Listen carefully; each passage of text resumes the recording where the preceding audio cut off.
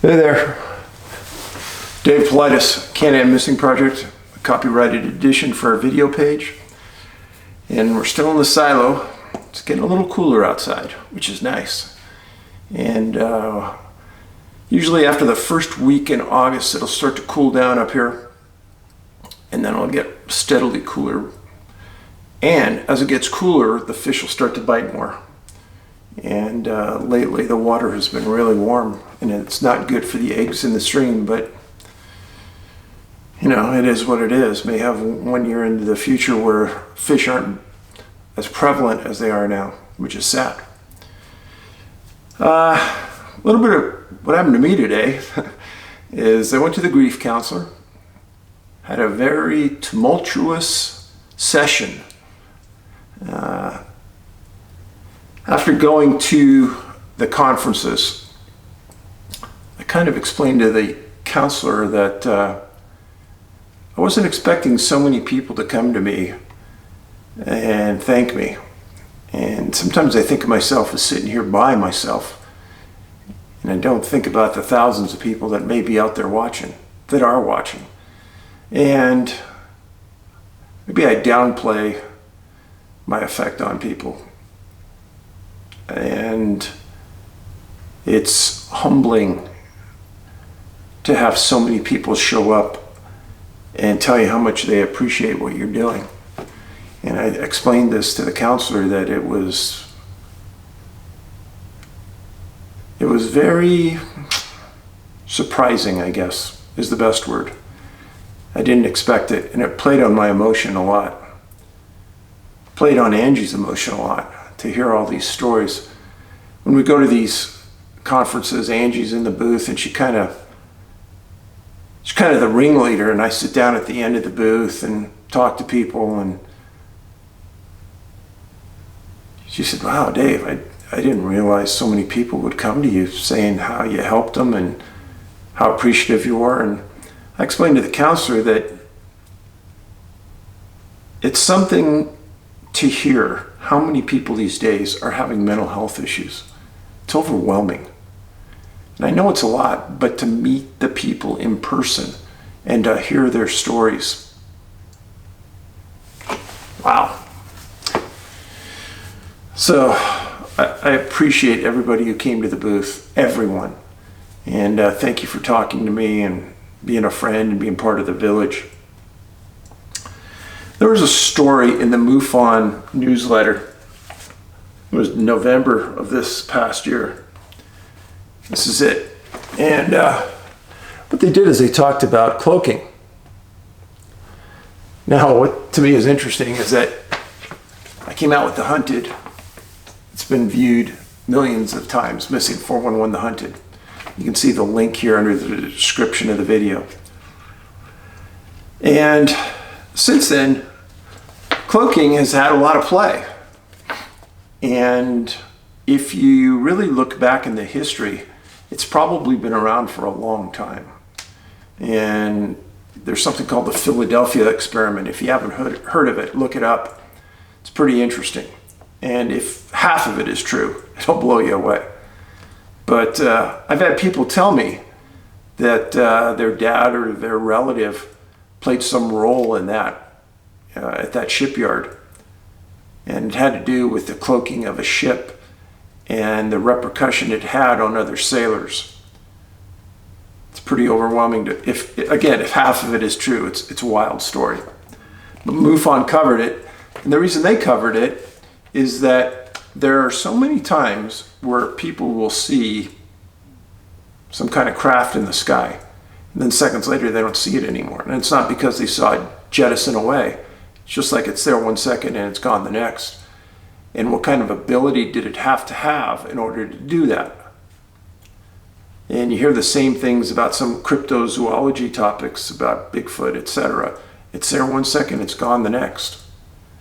And when you talk about the technology that exists today for cloaking, and there is some that's almost looks like a blanket, and you hold it up over you, and it looks like you disappeared, and in reality you haven't disappeared.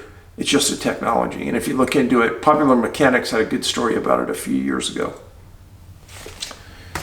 But today, I've got some good stories from people who wrote in, and I have some very disturbing disappearances to talk about.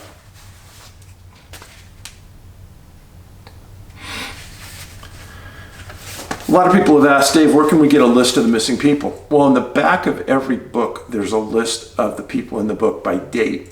Lists their name, the age, and the location. And then in the back of each book, I do a statistical analysis on what we have.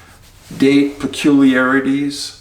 A lot of times, the cases I do, one person will disappear on the East Coast and one person will disappear on the West Coast on the same date. Now, if those people disappeared on the same date in the same area, probably raise some flags. But when you're thousands of miles apart, people don't really pay attention. Just like if you do it decades apart, people don't really pay attention. And nobody has really spent the time to try to accumulate the data like we have. So, yeah, at the back of each book, if you're interested. Also, I want to say something about any people that want to think about being an author. One thing that really bugs me in some books that don't have an index at the back of the book. That's pure laziness on the part of the author. Pure laziness. And for someone doing research, it's something that's really important. And I learned this from another author when I first started to write books. Always have an index and always be complete. And really, let's just say you have a 350-page book. It'll take you maybe 3 or 4 days to do an index properly. And that's just being lazy on the part of the author if they don't want to do it. And if I find a book that doesn't have an index, there's a good chance if I knew about it beforehand, I'm not buying it. So, and I know a lot of you have written to me saying, hey, I found this or that in your index. Yeah, thanks. That's what it's there for. So don't be a lazy author if you're going to be one. Back to MUFON. The top 3 countries in the world for UFO sightings: USA, Canada, UK. And geez, son of a gun. The top 3 countries for disappearances I write about: USA, Canada, UK. And then as you go down the line, Australia is in the top 5. Guess what? Australia is in my top 5. Just coincidence? Thought I'd throw it out there. Food for thought.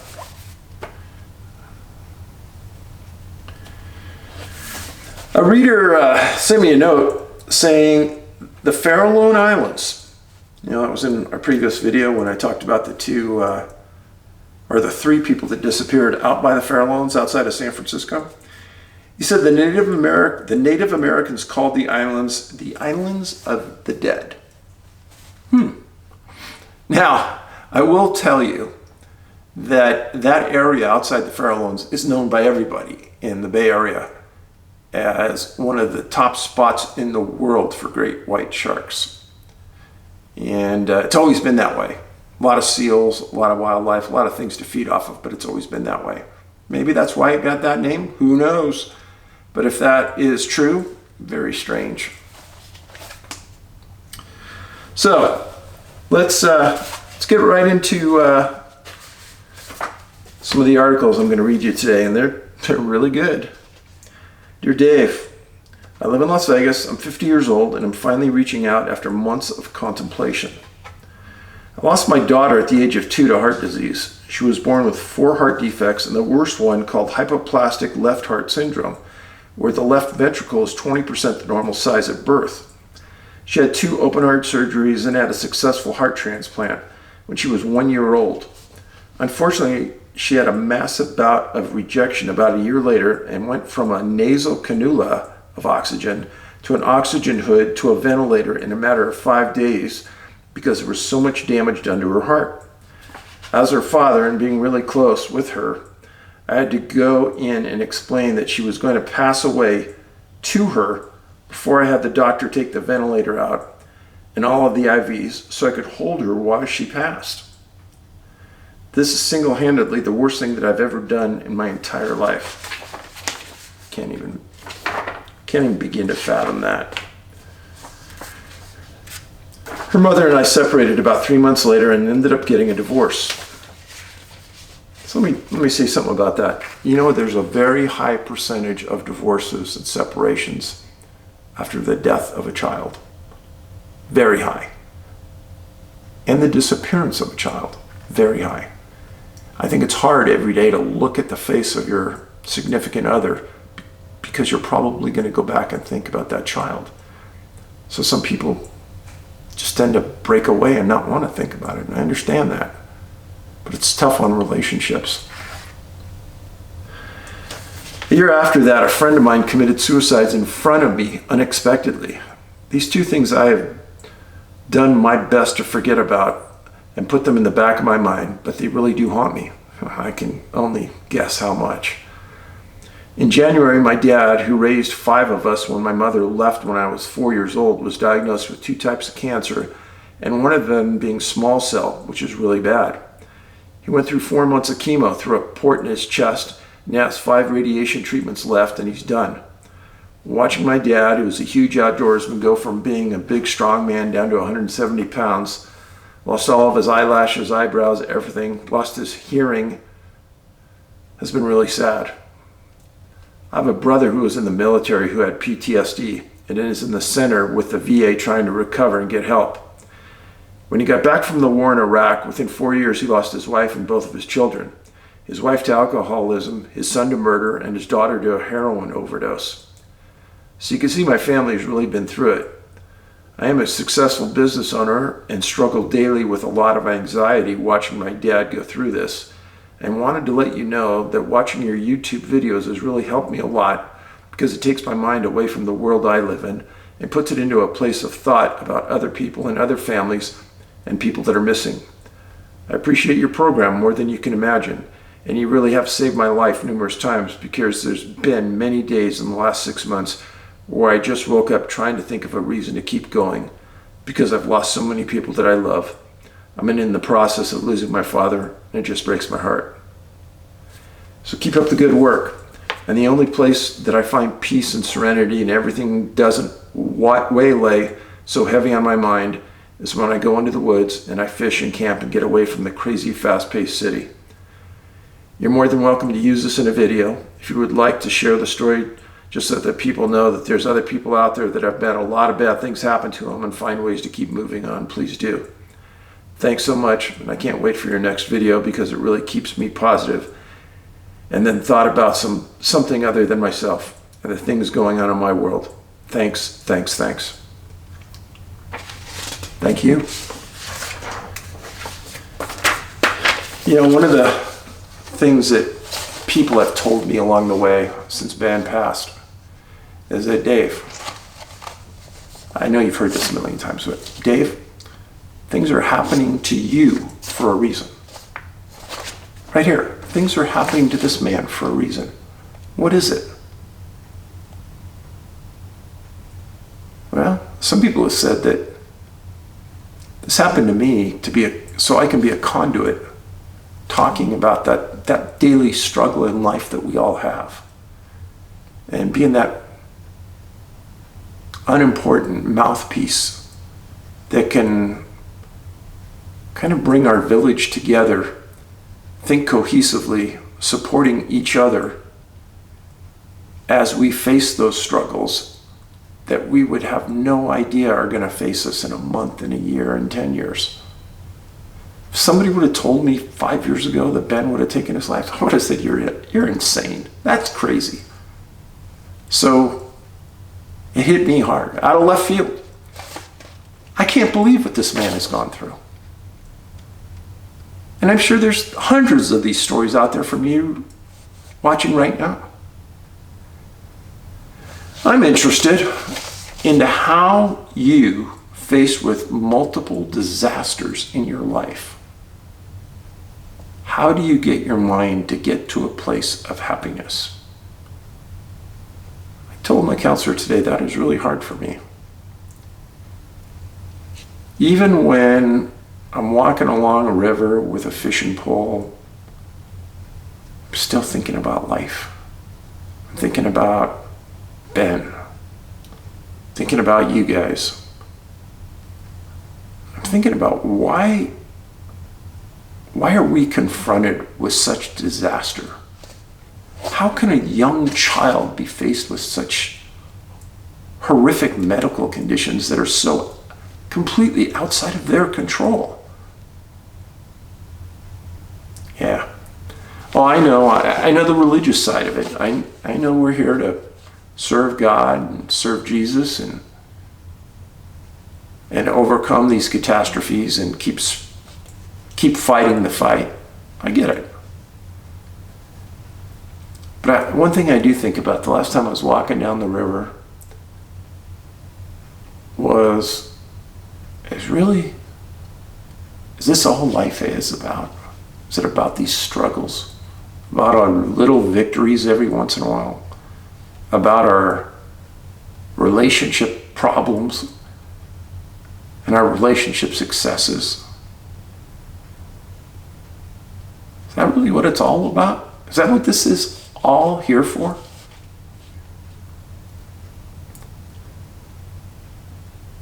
And thinking right now about if I lived in New York City, and since I had COVID, like I told you, I have natural immunity because I had it. Because if I don't have a vaccine, I can't go to a restaurant. I can't go to a market. I heard a statistic that only 36% of the Black Americans have had a vaccine. So who is this ruling going to hurt more? When de Blasio says that, no, you've got to have this vaccine or you can't go into these establishments, it's going to hurt the minority community the most. There's no doubt, because they don't have the high rates of vaccination. And I don't get it. But let's move on. This next email, I really like it. I'll tell you why. When somebody sits down, takes the time, and puts pen to paper, and really thinks about what they're going to write and the message they're trying to send, it really resonates, and you'll see why.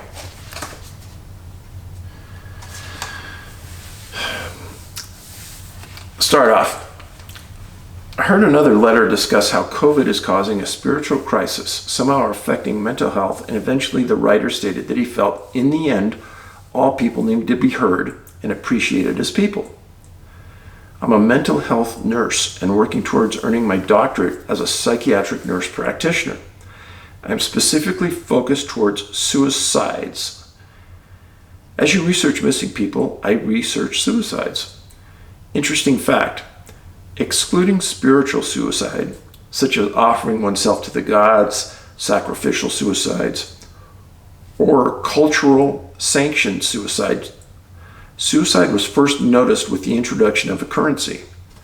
At first, scientists believed it was caused by something contradictable, due to a high correlation between those who knew another that had completed suicide and then completed suicide themselves. In 1897, Emil Durkheim published a book about researching suicide, and he concluded that, quoting, by century's end, many researchers decided that suicide represented not so much an illness as a symptom, but a response to the challenges posed by living in the modern world, end of quotes. 1800s was not a modern world compared to now. The world has only become more modern. I personally believe we are still primitive and have tribal minds. Oh my God. Oh my, I say this to people all the time. Tribal. Yeah, we are. We like to fight with each other. We fight with other countries. We look for a fight. Why can't we all get along? You leave me alone, I leave you alone. We'll trade. We'll make sure each other are successful. But I don't want any more of your land. You don't want any more of my land. Just live in peace. Great job there. Many people have a deep ingrained need to be needed. Yet the more modern the world becomes, the more replaceable people become. When currency was introduced, trading one's talents or goods for another's was cut off. Some people were no longer needed or deemed important to others. Nowadays, people are not only easily replaced in any job by other people, now some can be replaced by machines. Lack of purpose, direction, need, and more can be psychologically overwhelming, and some people may not understand that is what makes them helpless or hopeless. But when given opportunities for one to feel needed or important, depression in some cases can be decreased. Not saying this is always a cause for depression and increased suicides, just found in many cases not further complicated with other mental health conditions. From there, being deemed by the government as literally non-essential can be devastating, especially as a male in our culture where you are expected to provide for your family, yet the world states you are not essential, impacting your means to provide to where you can honestly feel unimportant, worthless, etc. So our government in the last year and a half have said many jobs were non-essential, and because of that, shut them down or excluded people. Just right off the top of my head, health clubs. For me, I think it's essential. And for anybody out there who has jogged, ran track, there's a certain element that by running, it not only clears your mind, it starts several things in your system to help your mind. And every time when I've been severely depressed, I know to go put on my shoes and run 5-6 miles. And I come back with a different state of mind. And I know other people who can't run, I've told them to just do it and walk as fast as you can. Not necessarily fast, but fast for you. Bring your heart rate up. You'll probably get the same feeling. So I like what she's saying. While in school for my doctorates, I'm a professor for another school. I am on many boards and assist with community health efforts as well. I'm not fully a conspiracy theorist, but thought you may find it interesting that suicide rates is not the only thing the media does not cover. I'm stating this to rock the boat. Correct that. I am not stating this to rock the boat, but thought this COVID information was interesting and worth a share. I am aware some vaccination trials for adolescents were discontinued, postponed, related to children. In rare instances, contracting heart issues such as pericarditis, swelling of the heart tissues. This is terribly bizarre for healthy children without heart issues as a newborn or in utero to start to develop heart issues at a young age. It made me think about how several people I know have had heart attacks since being vaccinated, one of whom passed away from it. I honestly can't be sure that it's from the vaccine. I know gyms have been shut down, people have been reported to be notably less active. The average American throughout COVID gained 29 pounds. Diets have been reported to be less healthy while junk food sales increase. People are under increased amounts of stress related to COVID and the economy. And all the people I know had heart issues before COVID vaccination, which means all of them had several risk factors against them that may have increased their likelihood of having a heart attack without the vaccine. As a nurse, I have seen firsthand what COVID can do and did receive the vaccine. So I'm not saying this is as someone fully against the vaccine. The heart attacks could simply be a coincidence, but I would like to know the statistics, especially since they are noticing issues in children. Another thing with COVID is reported COVID psychosis. Sad yet interesting. It's a psychiatric diagnosis that is being linked to contracting COVID. I am personally aware of some cases of full-blown psychosis shortly after receiving the vaccine that seemed to be very quickly quieted and ignored. I saw one video where you discussed your college disregarding your efforts related to politics, and I am in the same position.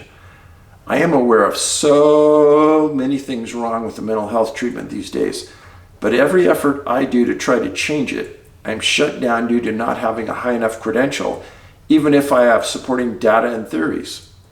I'm the type to tear up anytime I hear of the mental health system failing people. I lost my uncle, a friend, my close friend's wife. I was close enough to be in their wedding. and patients that I adored after discharge from mental health facilities to suicide. And that is just my side. My husband has lost people to suicide as well. I want so badly to improve the system for the beautiful, vulnerable mental health population, but sometimes feel like it's never going to happen. I am sorry for your loss of Ben. I know words can never help, but I've found some may open a realization to acceptance or understanding. Next one's key. I was once told suicide does not ease the pain.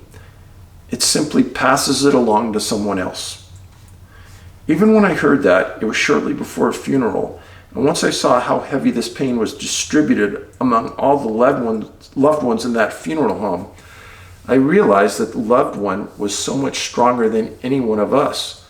For all of us together could barely hold the burden that one soul was taking on by himself. I don't know why the thought helped me forgive and help slowly accept his passing, but it did. I send love, acceptance, heart mends, support, peace, and hope, forgiveness of Ben, and forgiveness of self to you. And thank you for all the hope and peace you bring to others. Thank you for fighting for the ones lost, and I will continue to do the same in my own way. Thank you from the bottom of my heart for that. Well said and well done. You know, Ben was in a lot of pain.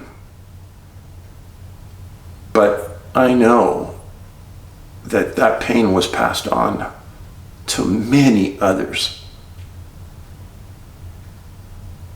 And I know the closest to him felt it the hardest. And it's something that, like she said, it's passing it down the chain. It's moving it on.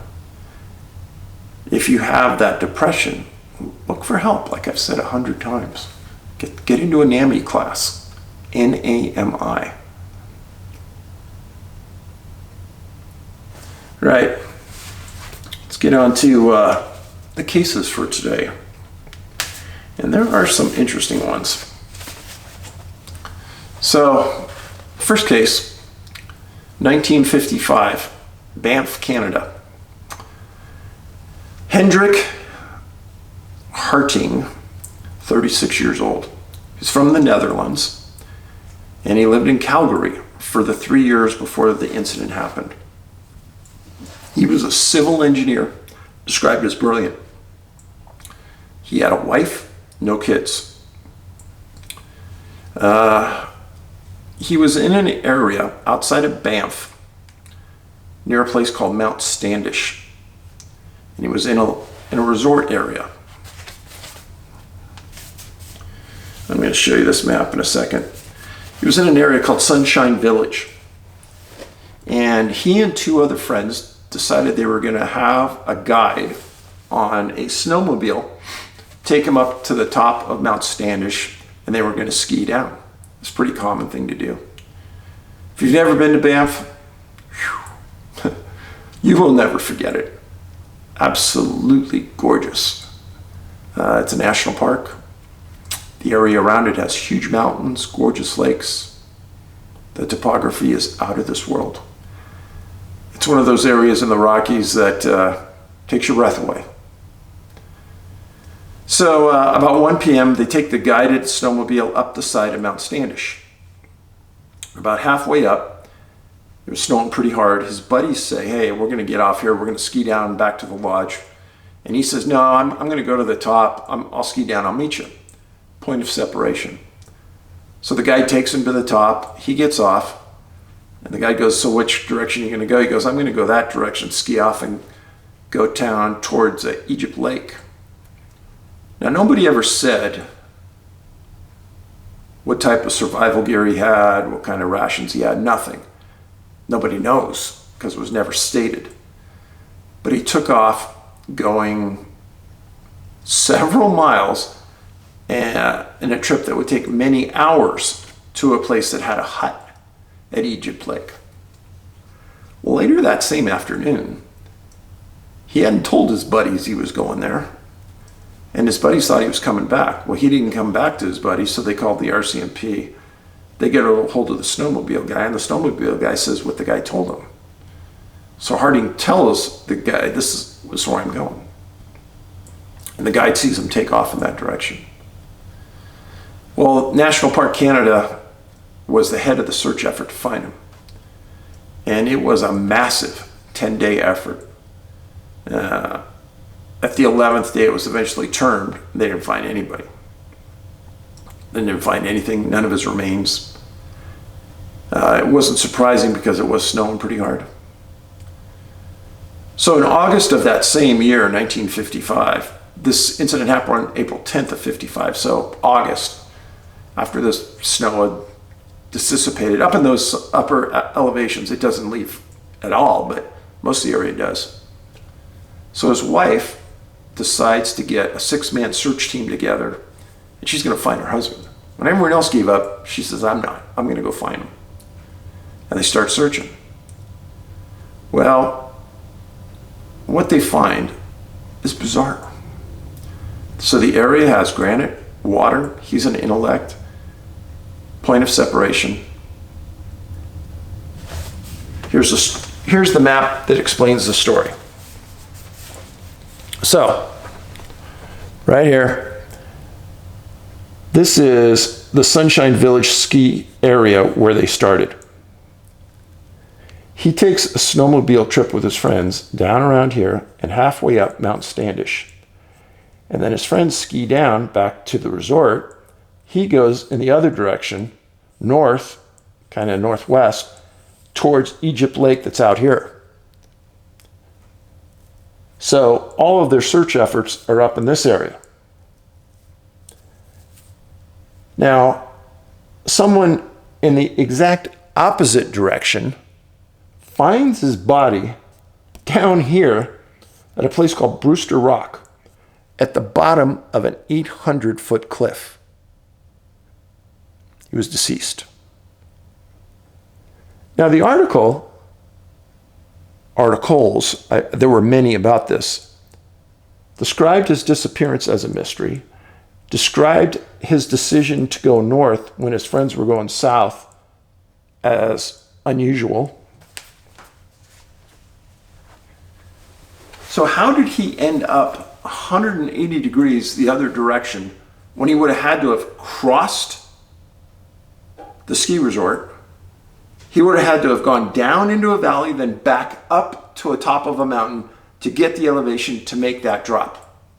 Folks, I don't believe it. Remember, it was snowing real hard. Several feet of snow were dropped. There's no way he's going up to the top of that mountain. It reminds me a lot of the James McGrogan incident. And if you look at one of the first videos on this channel, if you keep scrolling down on the videos, you look at one of the very first ones, it reminds me of that. An impossible journey. But really, what got me on this was that he fell 800 feet. I'm going to tell you again, and I've told you in past videos, start paying attention to the falls. People falling from strange locations. And Hendrick fell from one of the strangest locations under some of the most bizarre circumstances I've ever seen. So, very sorry for his wife. Glad they found the body. But nobody in all of the articles I read attempted to explain why he was found in that location.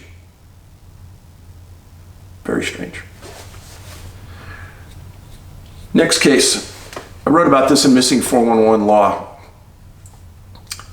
And this man reminded me of myself. And I put that in the book. His name was Bradley Broach, 46 years old, missing August 2nd, 2016, from the Alyeska Resort in Girdwood, Alaska. He'd taken a vacation with his daughter, Sarah. Bradley came from means. His dad owned an oil and gas company in Oklahoma, Tulsa. And he was working for an architectural construction company in Allen, Texas. And he was vacationing with his daughter. Well, that area of Girdwood is really pretty. And his daughter had to leave early. So he stayed on a few extra days. Point of separation. So on April 10th, on August 2nd, 2016, the day his flight is leaving, he decides to take a hike on a trail right near the resort that he's staying at.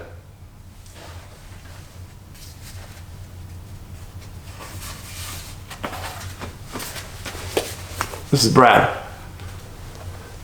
A solid American man, good job, happy home life, loved his daughter. Daughter loved him.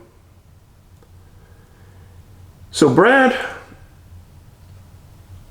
decides to take a hike right, his flight's leaving later that night, so one last hike around, something I would have done. And he doesn't make the return flight home to Texas. His wife calls the Alaska State Troopers, tells them the resort, Alyeska Resort in Girdwood. They go out and they find the rental car in the parking lot, exactly where he left it, filled with all of his stuff to go home. So they start doing some research. They found witnesses that he hiked the North Face Trail. At 9:05, they have CCTV of him riding a tram down at the resort. At 9:45, he signed a logbook at the Winter Creek Trailhead.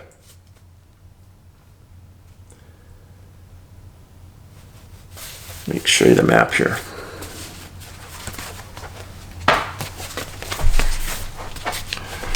So this is the Alyeska Resort right here. This is the Winter Creek Trailhead right here. And he signs a log at 9:45 right there. Here's the lifts going up to the top of the resort. And he took one coming down. Now, right up here, you can't see it, but there's a huge inlet that goes into a bay right here. There's a creek right here. There's water everywhere around this area.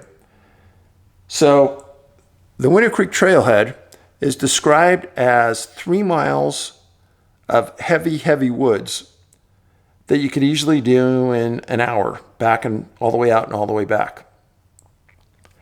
So they put 100 searchers, canines. They put a huge effort into this. The troopers did a great job.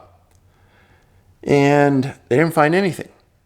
They didn't find any of his remains, no evidence of animal predation, grizzly bear attacks, say. But there was a 7-day effort to find Brad. A lot of water around. The trail was described as well-marked, heavily trafficked. Point of separation is, this didn't happen when his daughter was here. It happened after she was here.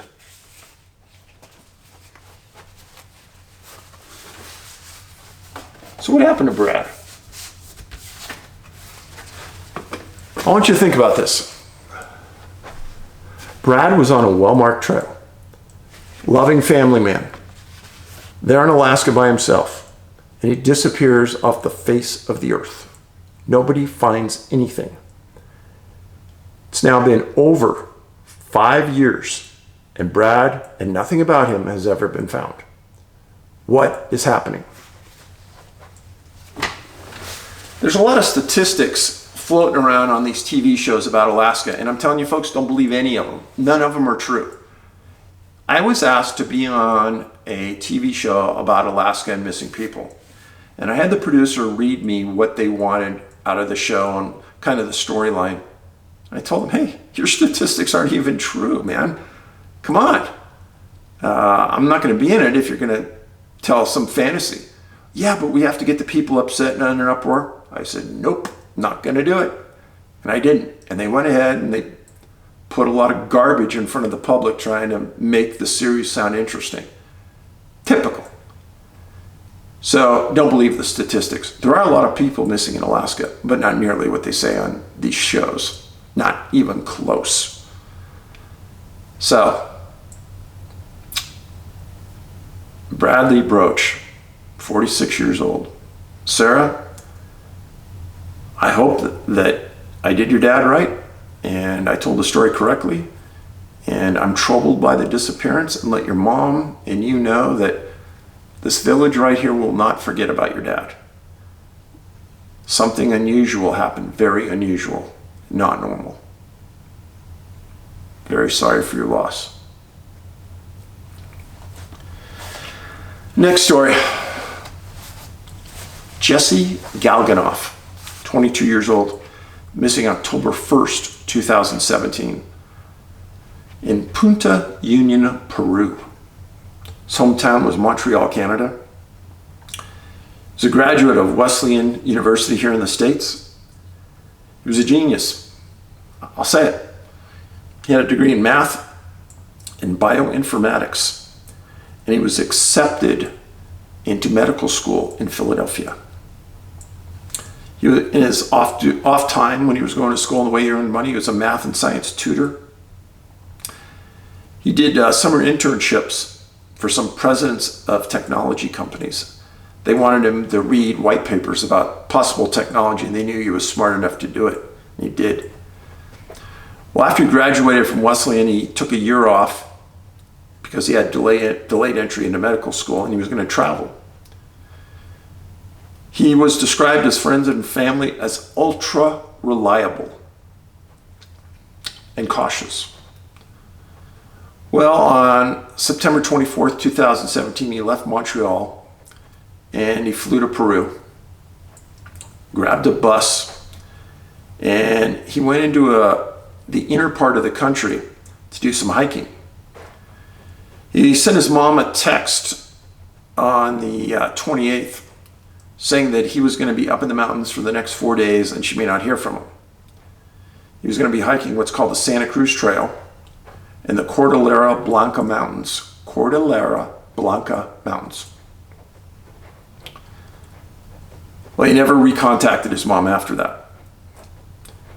He did get off a bus in Huaca, and he went to a hostel, a youth hostel, and he did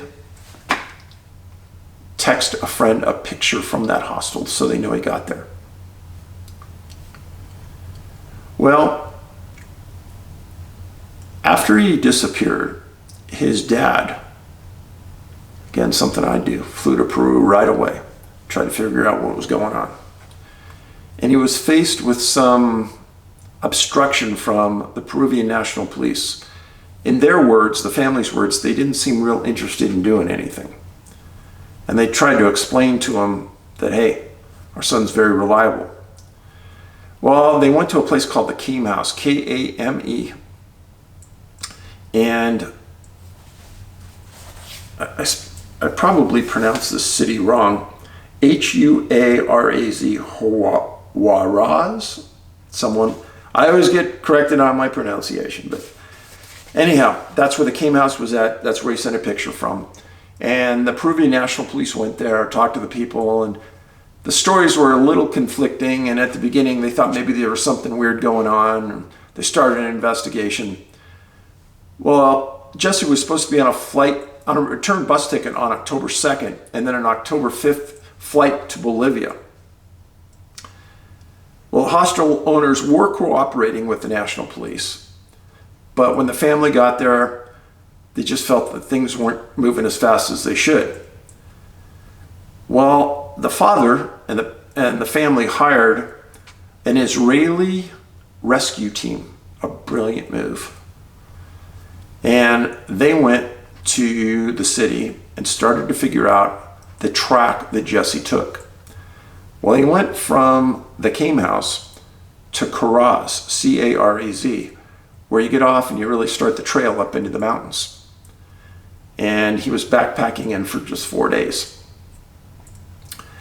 Well, this Israeli team found 2 French hikers who actually spent the night with Jesse on September 30th in the mountains.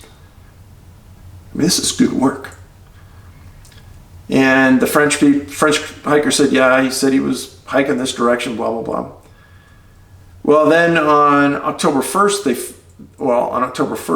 they found that Jesse spoke to a Czech tourist about where to get some water. And then on October 1st at 3:30 p.m., they found 50 to 60 people that saw him on the trail about 3 hours from this place called Punta Union, which is a gap in the mountains that people hike through. That's at about 15,500 feet. And folks, that is high. I've been up and hiking over 14,000 feet. And if you are not in really good shape, you can take a walk and lose your breath. And I'm not kidding. So that last confirmed sighting was about 3 hours from Punta Union. Now, there was a massive search by the Peruvian National Police after they got pushed by the Israeli rescue team. And this is in Huascarán National Park, another national park disappearance in another country. This area has no ground cover. It's just granite, beautiful lakes, lots of water.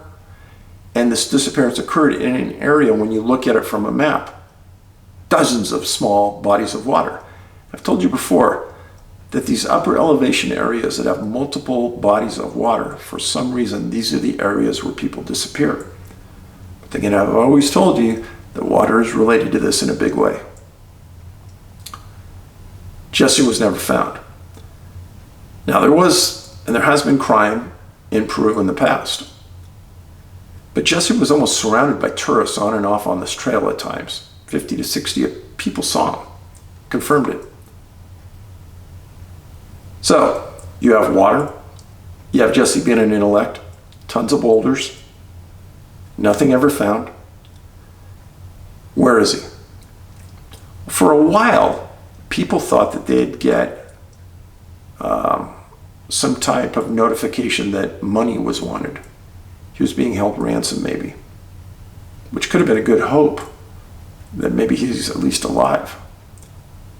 But to not find anything is bizarre in my book, because the backpacks made today, there's certain things in those backpacks that will last forever.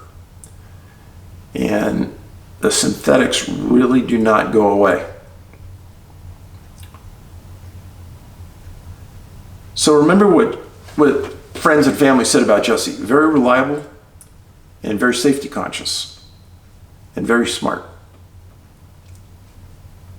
That really describes many people I write about. What happened to him? Where did he go? Where could he have gone? Why would he have been taken with no ransom? Makes no sense. Now, this is the National Peruvian Police Bulletin on Jesse. Going a little closer for you. Real good looking young man, very athletic, in tremendous shape. Let me go through this map with you. So, he was staying at the Came House here. Then he took a bus for about an hour and a half up to Caraz, where they jump on the trail and they go through this area. And if you can look up Punta Union on Google, I mean, that area is just too gorgeous to even describe adequately. This whole region is, so here's the national park indication. This whole region is so gorgeous, but oftentimes it's bypassed for people to go to more historical places. But Jesse decided to take it. And really, at the time, it wasn't as dangerous at this region as it could have been. So, bizarre. Really, really bizarre. Now, his dad, Todd, spent many weeks in Peru. And he got a translator from a local newspaper to help him when he went to these local villages trying to interview possible witnesses. His dad was a smart man. He did many things right. To get a local on board to help you probably helped him immensely. Hiring that Israeli team, brilliant move. I'm sorry it didn't pay dividends, like finding your son.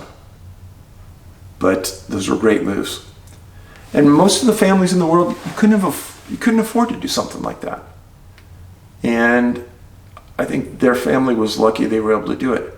They placed a huge reward for their son on the table. Huge. Nothing ever came out of it. So I think if a peasant or something had done something to Jesse, a neighbor, someone would have snitched that person off. So like I said, something weird happened. Don't know what, but hard to think that he was a victim of a crime when he was so close to so many others. So Jesse Galganoff, 22 years old, missing October 1st, 2017. Hendrick Harting, 36 years old, missing April 10th, 1955 from the area outside of Banff. And Bradley Broach, 46 years old, missing August 2nd, 2016 in Girdwood, Alaska. Those are the three stories for today. Try not to lose the fact that these people had loved ones that cared for them a ton. These are just not nameless people. They had families, and the number of times I'm telling you this where they just evaporated into nothingness. Very hard for families to move forward without knowing what's happening. And again, I know you and I have great compassion for these families. I hope and pray that we have answers to these and many others in the days and weeks to come. If you ever know anything about any of these cases I ever talked to you about, send me an email, missing411@yahoo.com, and I'll make sure the right people hear about it. So thanks again for tuning in. Please post this on all your social media pages. Please let the world know this is going on. I guess part of my stupidity is that by publicizing this, maybe it'll stop. Because it's never been publicized in the past like it's been now. So, thank you for watching.